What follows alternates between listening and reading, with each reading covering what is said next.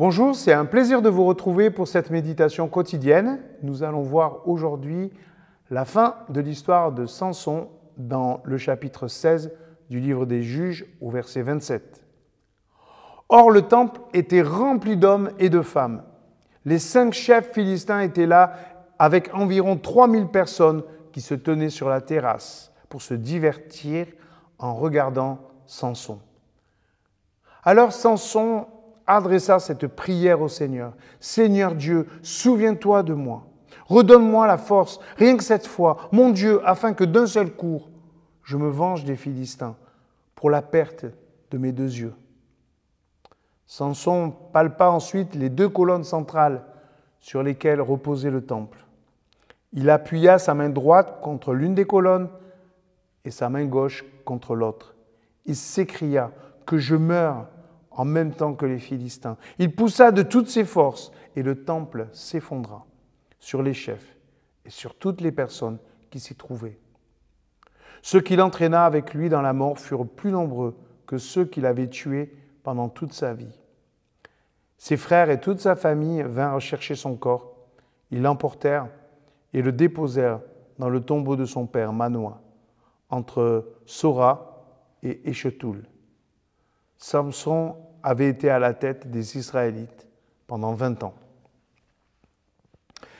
Ce texte est assez triste, et pourtant c'est la première et la dernière fois que Samson prie.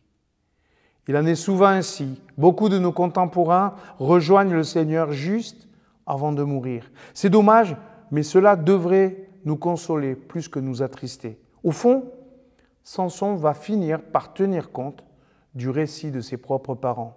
Souvent, nous sommes découragés du peu d'impact de notre témoignage sur la vie de nos amis. Mais si ces amis savent qu'il existe un sauveur pour leur vie éternelle, ils feront certainement appel à lui au moment où ils perdront le contrôle de leur vie. Au fond, Samson va accomplir la mission que Dieu lui a donnée. Nous pouvons trouver l'exaucement douloureux et pathétique.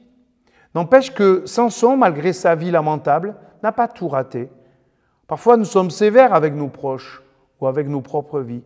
Sommes-nous OK avec ce bilan de ce texte que Samson a été un juge à la tête des Israélites pendant 20 ans? Le texte biblique reste lucide, mais il est moins amer que nous le sommes. Dieu a trouvé une jolie porte de sortie pour Samson, malgré sa vie catastrophique. Comment je juge Samson? Comment je juge ma vie? Comment je juge la vie des autres? Comment Dieu regarde-t-il nos infidélités? Ne m'a-t-il pas trouvé souvent une jolie porte de sortie grâce à la mort de Jésus sur la croix?